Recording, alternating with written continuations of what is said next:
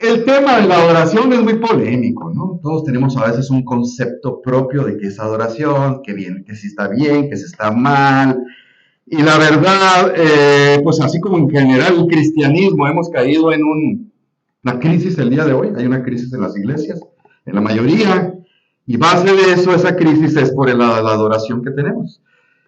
Ha caído en un pragmatismo quiere decir en lo práctico, no es bíblico, pero es práctico y funciona, pero no es bíblico, entonces, pero ¿cómo funciona? Lo vamos a hacer.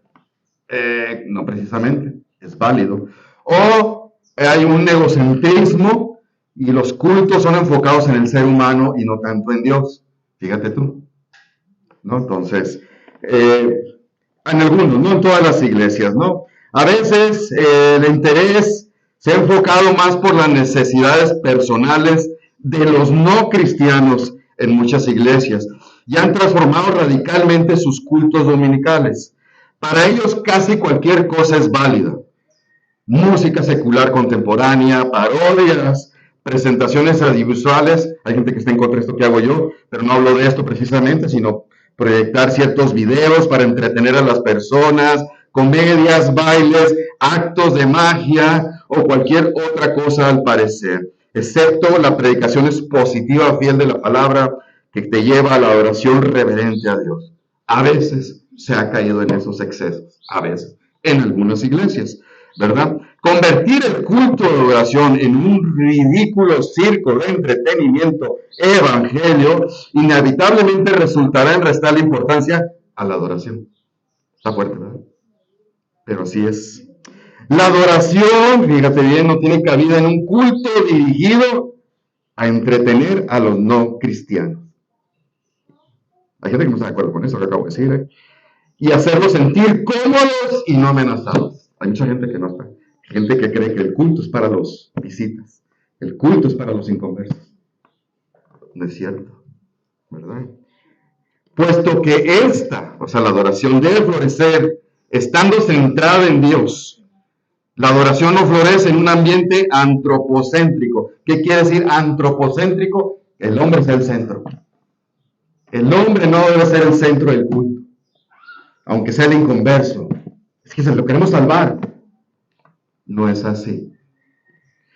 Constituir a los no creyentes en el punto central cuando la iglesia está reunida es una trágica tergiversación del patrón bíblico. ¿Sí? La iglesia debe reunirse primordialmente para adorar. Y cuidado con esta frase que voy a decir, se me van a esponjar algunos. No tanto para evangelizar.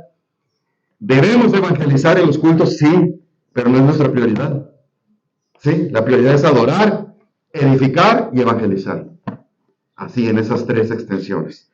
Una iglesia puede adorar colectivamente, fíjate, solo si está compuesta de adoradores. Los inconversos no adoran. ¿Sí? Un inconverso, así, no puede adorar a Dios. Está muerto. No puede adorar. Parece, pero no. Y así que el pasaje que vamos a ver trata de una conversación que termina centrándose en el tema de la adoración. Evangelizando, vaya, pero sí. Este pasaje casualmente solo se encuentra en el Evangelio de Juan, perdón. Y es uno de los más conocidos, fíjate. Aún la gente del mundo, la mujer del pozo de Jacob, lo conocen, muy famoso, ¿no? Muy famoso. Ahora, en el contexto, sí, rapidito, pero voy a platicar el contexto histórico y del que está. Recuerda que Juan el Bautista estaba teniendo un ministerio muy exitoso, donde muchos iban a él para bautizarse. Eso provocó celos en los judíos y empezaron a odiar a Juan el Bautista y pues lo encarcelaron y ellos, ya lo hicimos, ya está encarcelado este que tanto nos estorbaba. Para lo poco les duró la alegría porque inmediatamente Jesús empezó a ministrar y empezó a florecer bastante el ministerio de Jesús, empezó a tener mucho apogeo, así que rápidamente aventajó el ministerio de Juan el Bautista, vaya, ¿no? Así que muchos iban a él para ser discípulos y bautizarse. Obvio, esto causó un tremendo malestar en los judíos, ¿verdad? Por eso, si te fijas ahí en Juan 1, 4:1, perdón, ahí en el pasaje que estamos viendo, pero en el versículo 1 dice, por tanto, cuando el Señor supo que los fariseos habían oído que él hacía y bautizaba más discípulos, evitó y se fue. ¿Por qué? Porque no quería provocar ciertos conflictos que estorbaran su ministerio porque todavía faltaban algunos años. Entonces mejor vámonos para otro lado. Sé que va a haber muchas más confrontaciones, ¿no? Así que mejor se dedicó a ministrar. Por eso dice Juan 4:4. Él tenía que pasar por Samaria. Dice, en otra versión dice, le era necesario pasar por Samaria. Para Samaria tenías 3 caminos, ¿sí? El más corto era atravesando Samaria. Los judíos no usaban ese, rodeaban Samaria, porque se odiaban judíos y samaritanos. Pero Jesús tomó el camino más corto. ¿Y por qué era necesario pasar por Samaria? Muchos creen que porque era el camino más corto para transitar. No, no es verdad. No tenía. El Señor escogió ese camino. ¿Por qué le era necesario? Porque era parte de su plan divino. ¿Cuál era su parte del plan divino? Hay una cita con esa mujer. Soy feo, ¿verdad? Pero es verdad. El Señor tiene una cita con una mujer. Divino. En su plan divino. Pero ella no lo sabía. Pero él sí, por eso le era necesario pasar por ahí. Y obviamente, a raíz de esa mujer, muchos samaritanos se salvaron. Este pasaje, Juan 4, tiene un montón de temas que podemos tomar. Me voy a enfocar nada más en la adoración en estos versículos, porque son bastantes, ¿no? Hay mucho de qué hablar. Ahora, para entender qué tiene de relevante que la mujer sea samaritana. ¿Qué significa ser samaritano? Bueno, vámonos a la historia atrásito. El rey Salomón tuvo un hijo, Joroboam, pésimo rey. Él provocó la división de los israelitas, ¿sí? Por su pésimo reinado y administración del reino, provocó la división del reino. 10 tribus se fueron al norte, ¿sí? 10 tribus las perdieron. Y 2 restantes, que es lo que se llama como Judá, es la que se quedó con él. Y a partir de ahí, toda la historia quedó dividida. Ahora, ¿qué sucede? Las 10 tribus del norte, conocidas como Israel, fueron peor que los del sur. Siempre tuvieron reyes malos, pésimos, que siempre los llevaron al pecado, a la apostasía. Entonces Dios les mandó muchos profetas advirtiéndoles. ¿Qué crees que pasó? Terminó conquistando y llevándolos en cautiverio en el 722 a.C. por Asiria. Y nada más dejó a la clase social más baja, a los más pobres, a los más amolados, a que cuidaran la tierra. Y los dejó ahí, los judíos. Entonces, mandaron gente de otras partes para que poblaran, pero sucedió lo inevitable. Los judíos terminaron mezclándose, haciendo matrimonios mixtos, lo cual estaba prohibido. Y surgió una raza sincretizada, llamada los samaritanos. Y no nomás se sincretizaron en lo social, sino en lo religioso.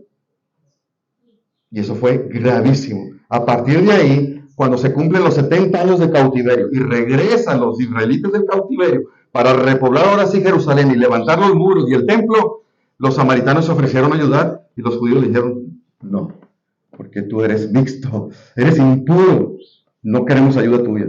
Y surgió una enemistad enorme, enorme, a raíz de que se odiaban. Y en ¿cómo se llaman? Los 400 años de silencio, para todavía provocar más daño, los judíos destruyen el templo de los samaritanos. Se odiaban a muerte, se odiaban a muerte. Entonces, como los samaritanos no podían adorar, porque Dios había instituido que quiero que me adores en Jerusalén, porque ahí está el templo, los samaritanos no tenían entrada, no podían entrar. Entonces, bueno, aquí en Jericín, donde Moisés dijo maldiciones y bendiciones, aquí vamos a erigir un templo y vamos a adorar a Jehová. Y ahí era su religión, basada en el Pentateuco. Ellos nomás creían en el Pentateuco, los primeros 5 libros de la Biblia, nada más. Entonces, por mayor razón, los judíos tienen un rechazo tremendo ante ellos, tremendo. Nomás para que te des una idea entonces de quiénes son los famosos samaritanos, ¿sí? Tanto así que sabías que una vez quisieron insultar al Señor Jesús, ¿y sabes cómo lo insultaron? Le dice en Juan 8:48, los judíos le contestaron, no decimos con razón que tú, Jesús, eres samaritano. Ya te lo quisieron insultar con eso. Eres samaritano. Es como si ahorita te dicen que eres de Cortines, ¿no? Ya es como son los de allá, ¿no? Pero bueno. oren por ellos, ¿verdad? Es más, una vez que estaba ministrando, pero era viceversa, ¿eh? No nomás los judíos odiaban a los samaritanos odiaban a los judíos. Tanto sí que una vez Jesús iba con los apóstoles ministrando, y como supieron que estos son israelitas, son judíos, vienen de Jerusalén, no los dejaron entrar a Samaria, los samaritanos, que es donde Jacobo y Juan, enojados, le dijeron con celo, ¿quieres que pidamos que descienda a fuego del cielo para estos? Fíjate. ¿No? Y el Señor, hey, tranquilo. No. En eso, para que veas cómo era mutuo el odio que existía, ¿no?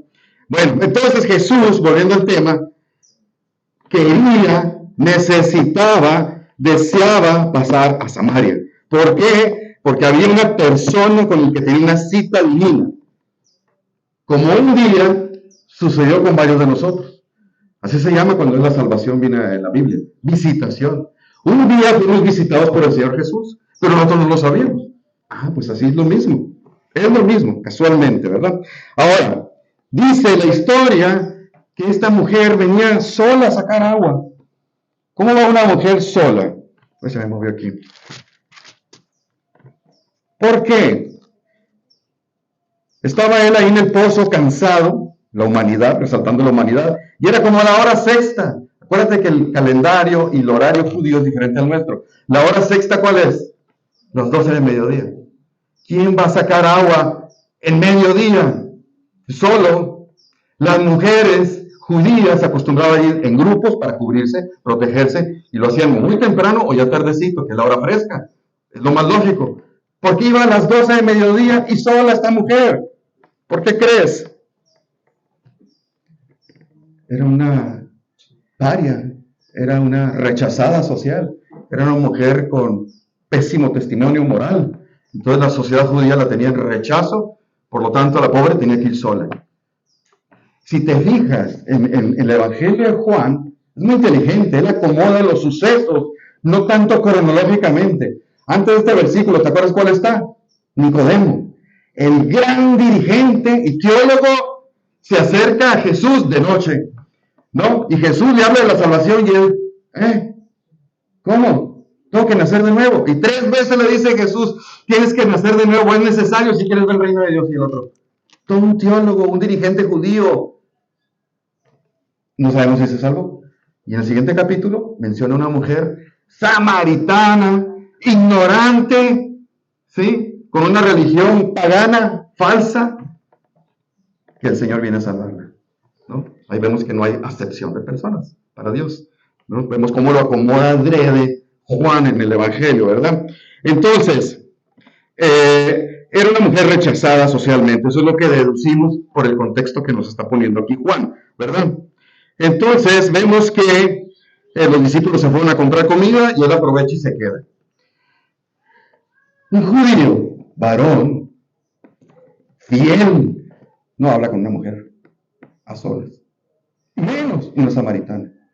¿Y qué hace Jesús? Está en el pozo, la ve llegar, él toma la iniciativa, mujer, ¿me das agua? Él toma la iniciativa, es decir, que hizo a un lado las reglas sociales, culturales de ese tiempo, de ese momento, las hizo a un lado para evangelizar. No tengo muchos prejuicios, yo no le hablo. No. Era más importante eso. ¿Sí? Él le pide agua para beber. Por lo tanto, por eso la mujer se extraña. Dice, vino una mujer de Samaria a sacar agua y Jesús le dijo, dame de beber. Pues sus discípulos habían ido a la ciudad a comprar. La mujer samaritana le dijo, ¿qué? ¿Cómo tú siendo judío me pides a mí de beber? Que soy mujer samaritana. Porque los judíos, los samaritanos, pues no nos tratamos. ¿Sí? Y Jesús no le sigue la corriente del tema. Va a lo que va. Le dice Jesús, si conocieras el don de Dios y quién es el que te dice, dame de beber, tú le pedirías y él te daría agua viva. Eso era parte de lo que platicamos ahora, lo de la semana pasada, que tuvimos la campaña evangelística con los dentistas, que decíamos, y muchos lo hicieron, yo los oí, que de algo cotidiano, mundano, normal, lo ligábamos a algo espiritual. Él estaba hablando del agua física, era correcto porque le pidió agua físico, y lo empieza a ligar a algo espiritual Jesús, para meterle a ella la incertidumbre y que le haga preguntas. Esa es una manera de evangelizar, es correcta, de ser un contacto, vaya, ¿sí? Así que el uso del tema agua física da un giro para hacer el tema espiritual. Él le dice, si tú supieras quién es el que está hablando, sería al revés. Entonces ella le pediría a él que le diera de beber agua viva. El agua viva aquí es en el contexto del agua que corre. El agua que no está estancada, llena de moho y animales. No, la fresca, la que corre. Obviamente es una metáfora del Señor. ¿Qué quiere decir con el agua viva? ¿Qué quiere decir con el agua viva? Ve lo que dice. Agua viva. Mas el que bebiere de esta agua que yo le daré, es un agua que nada más puede venir de Cristo, no tendrá sed jamás, sino que el agua que yo le daré será en él una fuente de agua que salte para vida eterna. ¿Qué es eso? Es la dotación del Espíritu Santo morando en el creyente y que nos otorga la vida eterna. Eso es el agua viva. Eso es. Pero ella no lo entendía, obviamente. Era samaritana, ella no captaba lo que estaba diciendo Jesús. Ese es el agua viva que todo ser humano ocupamos. Y solamente la podemos obtener de Jesús. Y ahora está ofreciéndosela directamente a esta mujer pagana, samaritana, ¿no?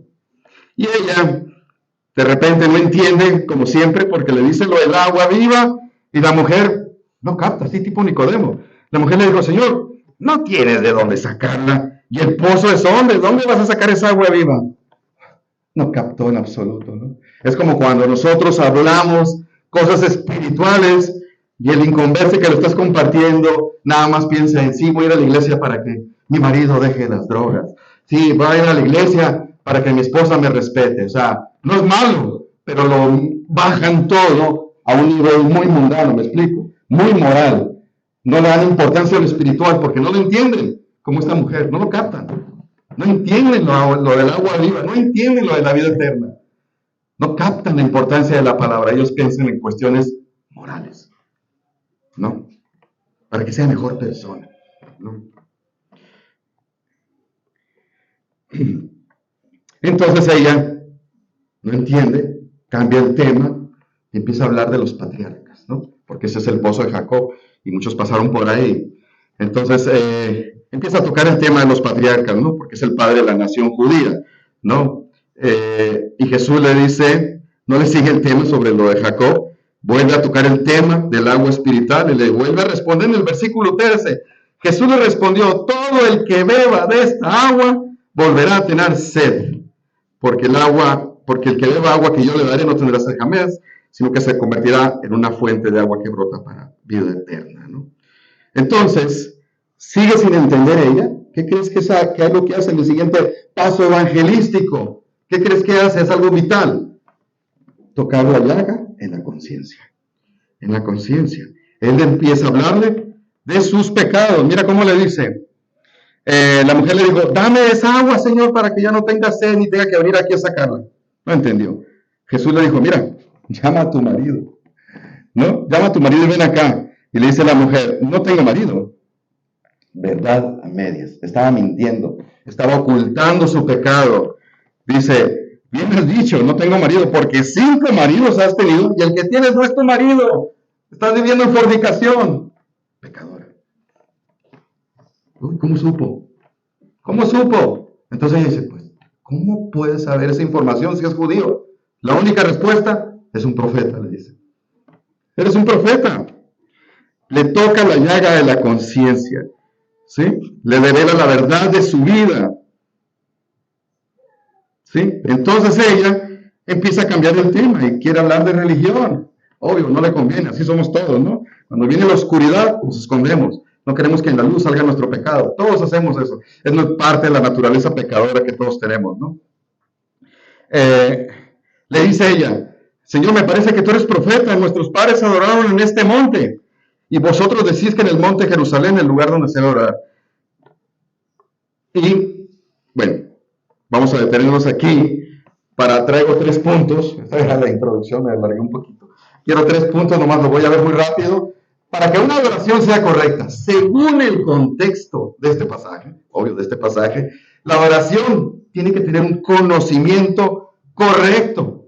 Ahorita vamos a explicar a qué se refiere con eso. Pero aparte, debe ser en la dirección correcta y de la forma correcta. No es que yo voy a adorar a Dios como a mí se me pegue la gana. No. Ahora, ¿qué significa? ¿De dónde sale ese conocimiento correcto? Mira lo que dice ahí, 21 y 22. Mujer, créeme, la hora viene, el tiempo, que ni en este monte, ni en Jerusalén, es decir, ni en Gerizim ni en Jerusalén, adorarán al Padre. Ustedes adoran, oye lo que dice, lo que no saben. Ups. Nosotros adoramos lo que sí sabemos. O sea, ustedes están mal, nosotros estamos bien. Siglos de adoración tenían de su religión. Y resulta que está mal.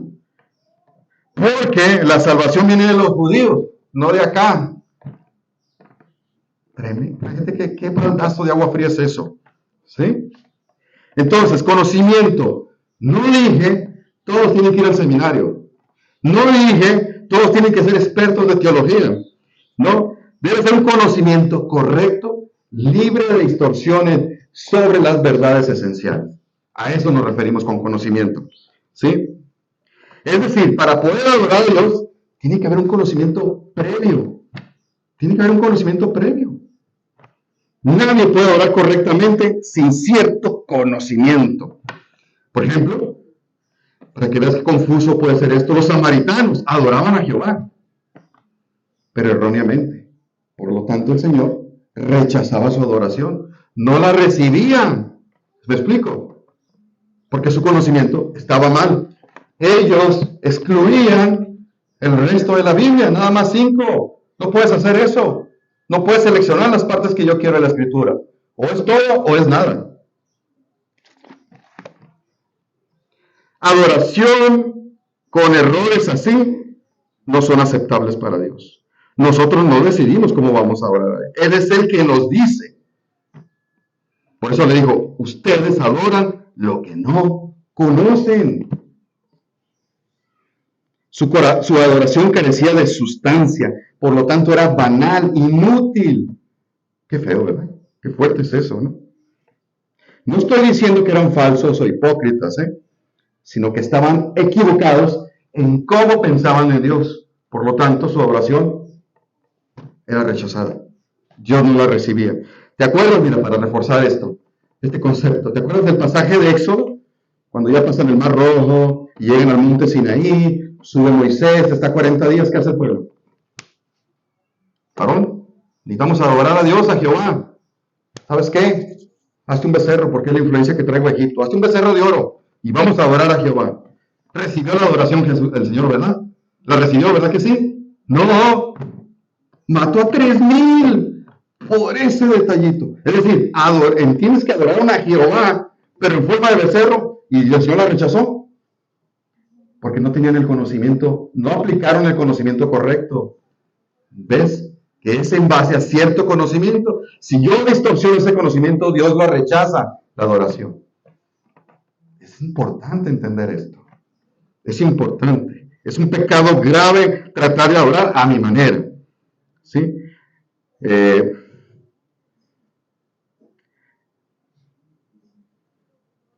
Por ejemplo, ¿cómo puedes adorar a Dios eliminando, rechazando parte de su palabra? La respuesta es, no puedes. ¿Cómo puedes tener un conocimiento de Él más pleno si omites o eliminas porciones de la Biblia? No puedes. Por ejemplo, los católicos no eliminan, le añaden 9 libros apócrifos. Están diciendo que Dios dijo mentiras. 9 libros que Dios no escribió y que dicen, Dios dijo eso. Eso no puede ser adoración. Dios no puede aceptar eso. No puede. ¿Me explico? Para que vean lo grave que es y lo serio que es. Los judíos mesiánicos que eliminan parte del Nuevo Testamento. No, aquí Pablo no. ¡Fum! No puedes adorar a Dios así. ¿Sí? Por eso Dios nos dejó las Sagradas Escrituras para conocerle a Él verdaderamente y tener ese conocimiento para poderle adorar como Él lo desea. Tener un conocimiento distorsionado nos lleva a la idolatría.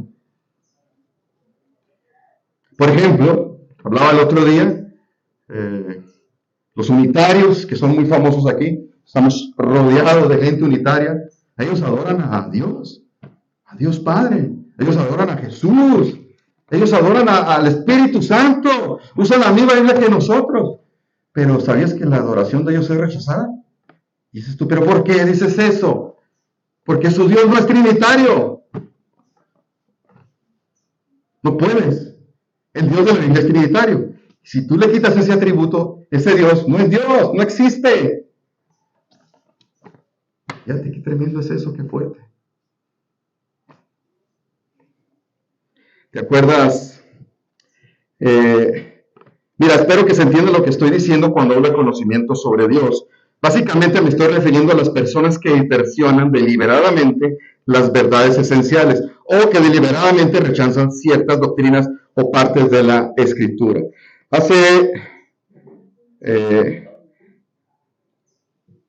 ¿Te acuerdas también del pasaje?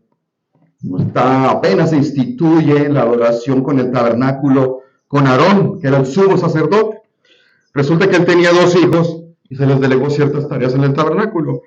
Y las reglas estaban claras y precisas, no había manera de confundir. Pues a estas 2 personas se les ocurre hacer un incienso diferente. No explica mucho la palabra al respecto. ¿Sí? Lo hacen de una manera diferente, algo tan sencillo, el incienso para adorar a Dios. ¿Y qué pasó? Instantáneamente, en cuanto ofrecen ese incienso, sale fuego del tabernáculo, del lugar santísimo, y quedan incinerados en el instante. Entonces, en un instante, los 2 hijos de Aarón son muertos por Dios. Y voltea a Aarón y voltea y va con Moisés y le dice, ¿qué pasó? Y Moisés le dice, hey, tú ya sabías, el Señor es santo, tus hijos no lo santificaron. Ups. Y Aarón cayó, entendió. Esta adoración no fue recibida, pero el incienso, pero Dios no lo pidió. No me vas a adorar como tú quieras, como yo lo estipulo, como lo dice la Escritura. Ellos cambiaron la Escritura, pues bueno, ahí están las consecuencias. ¿Se fijan ahora lo importante? Por eso Dios nos dejó esos pasajes para entender que deliberadamente no vamos a cambiar el conocimiento que tenemos de cómo adorar, ¿verdad? Ellos no glorifican, o sea, entiéndelo. Si yo cambio la adoración en base al conocimiento que Dios me dio, no lo estoy glorificando. No recibe la gloria de Dios. No lo estoy santificando.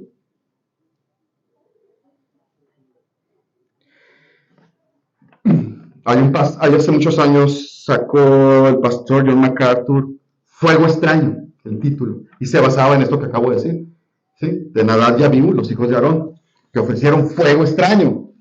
Pero él hace este libro y lo documenta muy bien de cómo los carismáticos que tenemos el día de hoy adoran a Dios y Dios rechaza su adoración. Obviamente le llovieron hasta amenazas casi de muerte a John MacArthur, ¿no? Insultos, rompieron relaciones algunos pastores con él, por eso, pero todo estaba documentado y era verdad. Hay cierta adoración de ciertas iglesias carismáticas que Dios les rechaza porque ellos dicen, esta manifestación del Espíritu Santo es para adorarte, Dios. Pues es falsa esa manifestación del Espíritu, por lo tanto no me estás adorando, por lo tanto rechazo tu adoración. Carismático. Algunos, no todos, ¿eh? Qué fuerte, ¿verdad? Qué fuerte. Entonces, punto 2. ¿Se entendió lo del conocimiento? Pero también tiene que ser, ese conocimiento me lleva a la dirección correcta. ¿Cuál es la dirección? Son 2 versículos salteados, si te fijas. 21 y 23, de ahí sale.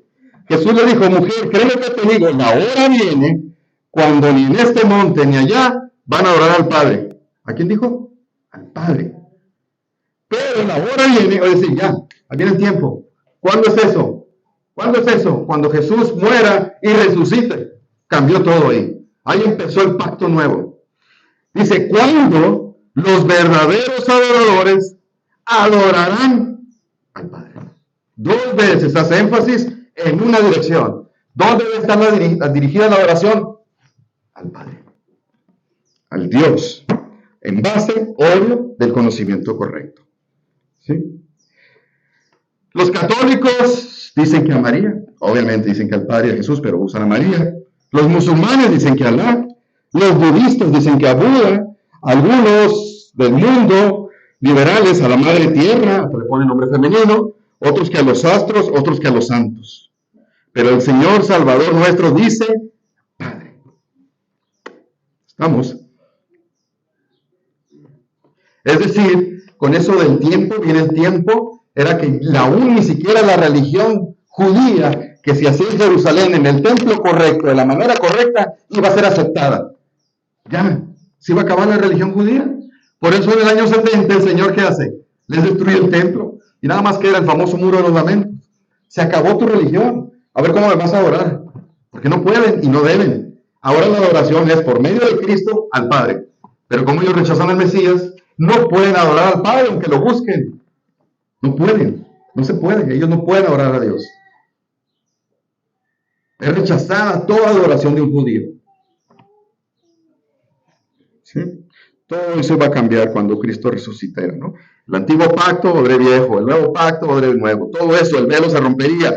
Y entonces los verdaderos adoradores, los que tienen el conocimiento correcto, sí podían adorar en la dirección correcta al Padre.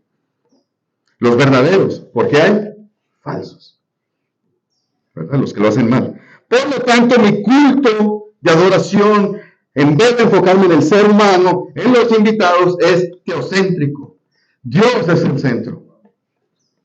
Ahí debe estar enfocada nuestra adoración. Si checaste los versículos, si checaste las partes del culto cuando empezamos, los cantos, el enfoque es Dios, Jesús y el Padre. Yo sé que no vamos a ser tan literales ni legalistas. O sea, que no puedo mencionar a Jesús porque es el Hijo. No, claro, porque es por medio de Él que tenemos acceso al Padre. ¿Verdad? Es más, ya no va a ser ya no importa el dónde, sino el quién. ¿Sí? Dejó de importar el dónde, sino el quién. Antes era prohibidísimo. Yo no podía adorar a Jehová en cualquier lugar. Tenía que ir hasta Jerusalén. Y si vivías lejos, pues ni modo, papá. Tienes que viajar hasta allá y gastar en todo eso para ir a Jerusalén y cumplir la adoración en las 3 fiestas del año. Ni modo. Si tienes sí o no. No, se acabó el dónde. Lo importante, la esencia es a quién, el objeto de la adoración. ¿Quién? El Padre. ¿Verdad? El quién es lo importante. El día de hoy las personas piensan que solo se puede adorar a Dios en el templo de la iglesia. Voy a decir algo que puede molestar a algunos. No hay templos. Esto no es un templo. Esto es un local que venimos a adorar. Ya no hay templos. El templo somos nosotros. ¿Sí? Se acabó eso de la religión.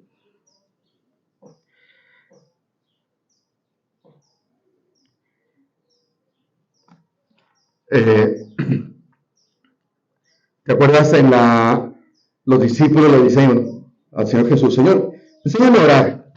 ¿Cómo les enseñó a orar Jesús? ¿Cómo les enseñó a orar? Dice Mateo 6, ustedes, ovejas, oren de esta manera. Y puso la dirección, Padre nuestro. ¿Viste? El enfoque de Jesús, exaltando al Padre. Mi adoración principalmente debe estar al Padre. Santificado sea tu nombre, ¿no? La oración es un acto de oración, por lo tanto, debe estar dirigido. O sea que si yo oro, Señor Jesús, no es pecado. No es pecado. Pero lo más bíblico es por medio de Cristo dirigirme al Padre. O sea que si digo, Espíritu Santo, ayúdame en este problema. No, es válido, es válido. Estamos hablando de cómo lo manejó el Señor Jesús. Lo estamos explicando. No es pecado, porque al final de cuentas Jesús y Espíritu Santo son Dios mismo. ¿Sí? Pero existe una economía, se le llama economía teológicamente hablando, ¿no? El Padre manifiesta más cierta autoridad, Jesús se somete, el Espíritu Santo se somete a ellos dos. No es porque sean inferiores, hay una economía, le llaman a eso, ¿verdad? Y lo está mostrando aquí Jesús. ¿Sí? Entonces, este conocimiento correcto que debemos tener es para el uso de adorar a Dios en la oración. Entonces, si yo soy un hijo de Dios, debo y estoy obligado a darle la adoración ¿a quién? Si soy un hijo de Dios, al Padre. Al Padre, con el conocimiento correcto. No existe el Hijo que no honre al Padre. Eso no puede existir. Va en contra de todo, aún en lo terrenal. Por naturaleza, el Hijo honra al Padre. Mucho más en lo divino. Si a mí se me dio la bendición de ser adoptado a la familia de Dios como hijo, ¿a quién voy a adorar? Al Padre. Obvio, exalto a mi Salvador. ¿Sí?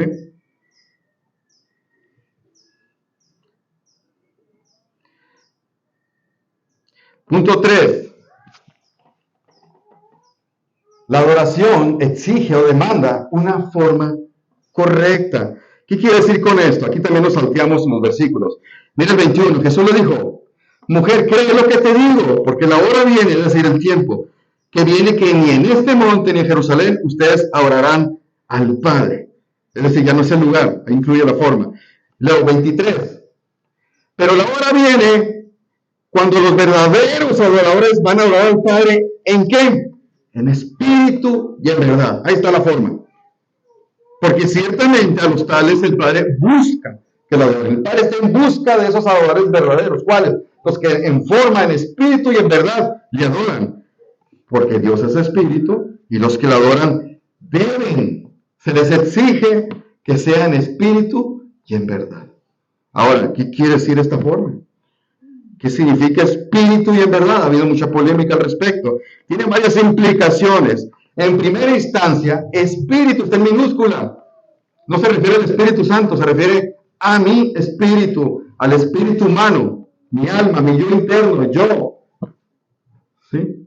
El día de hoy, hablamos de adoración al principio, muchas iglesias se enfocan en lo externo. ¿Sí? El cómo te vistes, el cómo lo manifiestas, el cómo lo expresas tu adoración. No, eso no es tan importante. Lo importante es lo de adentro. ¿Sí? No es precisamente con algarabías, no es precisamente con gritos, brincoteos o movimientos estrafalarios, no es levantando las manos, no es cerrando los ojos, no es gritando. No precisamente esas personas están adorando a Dios.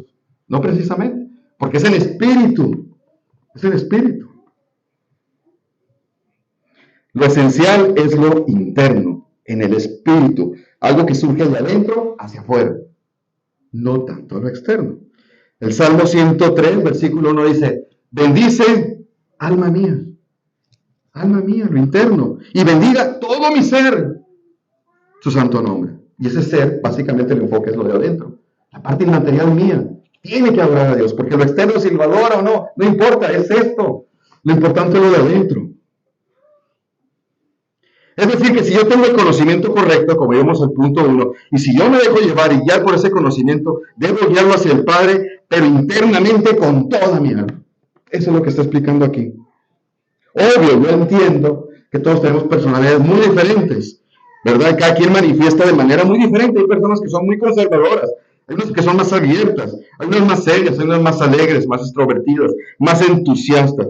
Pero ese amor, ese gozo, ese deseo, debe salir de adentro, pero debe salir. Debe salir. ¿De qué manera? Con todo orden y reverencia, sin romper esos esquemas, ¿verdad? Es donde ahí se demuestra ese punto 1 que vimos, ese conocimiento, viene de esa profundidad, de ese entendimiento, y debe surgir, ahora sí, internamente del Espíritu, esa adoración, si se tiene ese conocimiento.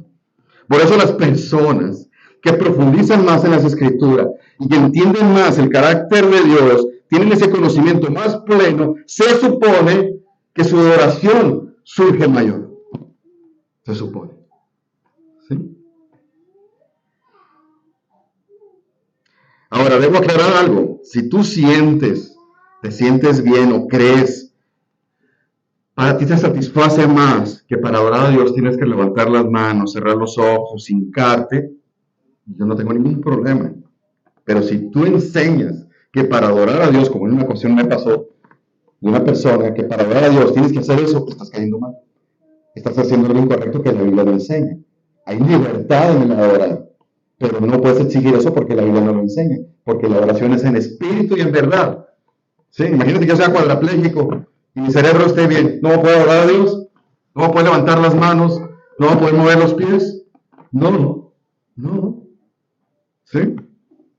No podemos enseñar eso, ten cuidado. Ahora, hay un problema en cuanto a la adoración. Hay unos extremos. Ortodoxia es lo correcto.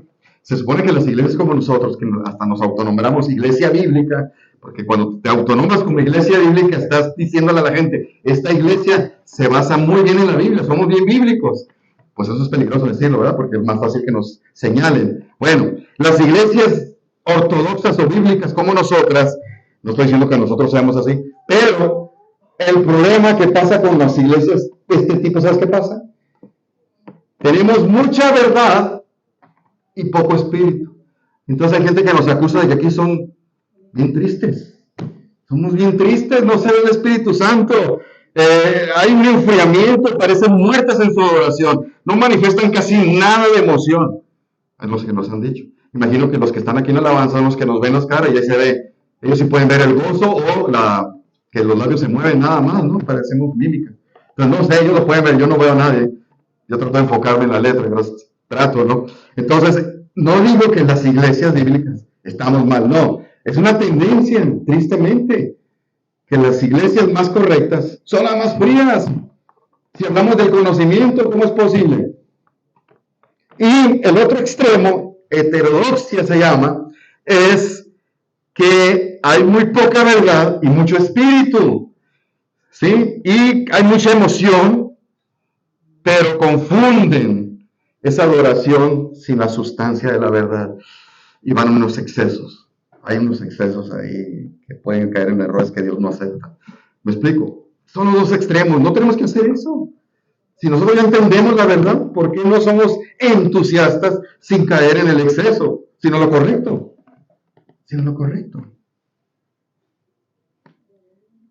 Entonces, ahora, hay gente que comete el error y confunde y lo maneja como un sinónimo adoración y alabanza. No, la alabanza es una parte de la adoración. La adoración es un concepto muy amplio que abarca 7/7, toda mi vida, todo mi caminar, no nomás los domingos que estoy aquí, ¿no?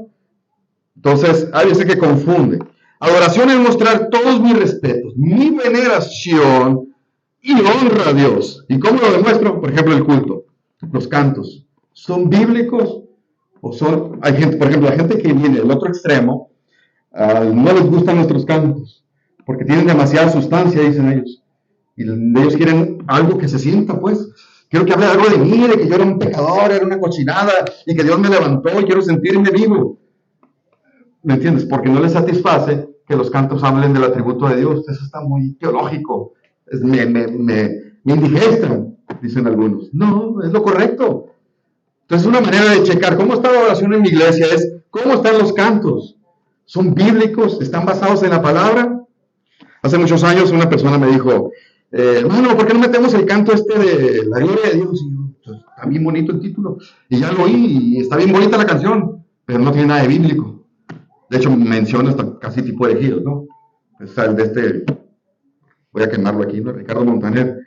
¿Sabes el que la canta ese? Ah, bueno. Y no lo metimos. ¿Por qué? Porque no va conforme a la palabra, por lo tanto ese canto no adora a Dios, aunque parece que sí, pero no. Y así muchos otros, ¿no? Entonces aquí nos cuidamos mucho qué tipo de canto metemos, ¿sí? ¿Cómo es la enseñanza? Bíblica o, ¿sabes qué? Metemos ciertos conceptos de psicología, sociología, psiquiatría. No, lo que diga la Biblia. ¿Sí? ¿Cómo es el culto? ¿Hay orden? ¿Hay respeto? ¿Hay una exaltación por la palabra? ¿Sí o no? ¿Cómo es en la vida diaria, por ejemplo, en cuanto a la adoración? ¿Vivo para la gloria de Dios o para satisfacerme a mí? ¿Soy obediente o me distingo por lo contrario? Todo eso es adoración. Lo honro, me santifico, vivo apartándome del pecado, eso es adoración. Entonces cada quien sabe si como iglesia estamos bien y yo en lo personal, ¿cómo estoy? ¿Cómo estoy? Ahora, la palabra verdad, ¿a qué se refiere? También tiene dos implicaciones. Obviamente lo primero se refiere a eso, que esté basado en la verdad. ¿Cuál es la verdad? Esta, que esté basado en la palabra de Dios. Toda la adoración que hay en nuestras vidas, tanto en la iglesia, en lo personal, en el culto, como en lo fuera, tiene que estar basado en la verdad de Dios, que es esta, en esto. Obvio, también tiene que estar basado en verdad, se refiere a ser sincero, porque yo puedo ser muy ortodoxo, muy correcto, muy bíblico, no soy nomás de labios externos, ¿no? Solamente de labios, de labios.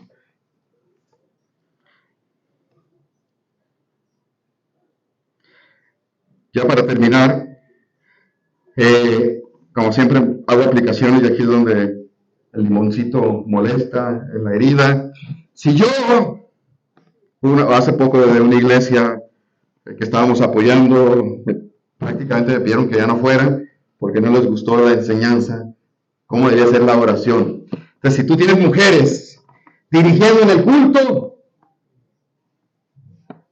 Eso no es una adoración correcta. Estamos violando el mandato de Dios. Si tenemos un culto donde hay pastoras predicando, no recibe esa adoración del Señor, aunque los cantos hayan sido muy bonitos, aunque todo sea en orden. Si predicamos solo para agradar a los inconversos y estamos predicando nada más el puro evangelio para ellos, para que se convierta, estamos diluyendo la palabra, no estamos edificando a las ovejas y estamos violando. Si ponemos cantos que hablen nada más del sufrimiento humano y de la naturaleza humana, en lugar de exaltar los atributos divinos, ya la adoración no es correcta. Si metemos en la enseñanza cosas del mundo, nos estamos alejando de la verdad.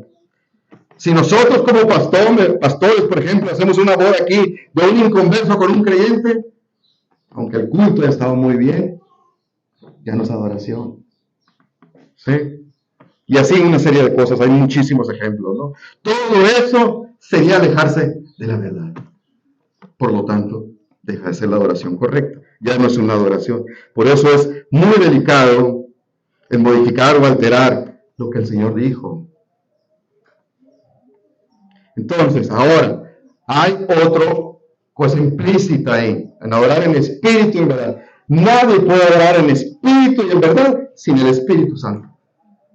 Esos son los adoradores que busca Dios, los que tienen el Espíritu Santo para ahora, si ellos pueden en espíritu y en verdad adorar a Dios. Nadie puede. No existe el ser humano que pueda adorar a Dios en espíritu y en verdad sin el Espíritu Santo. Es imposible. Es imposible. Un cadáver no puede hacer eso. Así que los verdaderos adoradores que busca Dios Padre son las personas redimidas. Dijo Jesús, el famoso Juan 14:6, que todos se lo saben de memoria.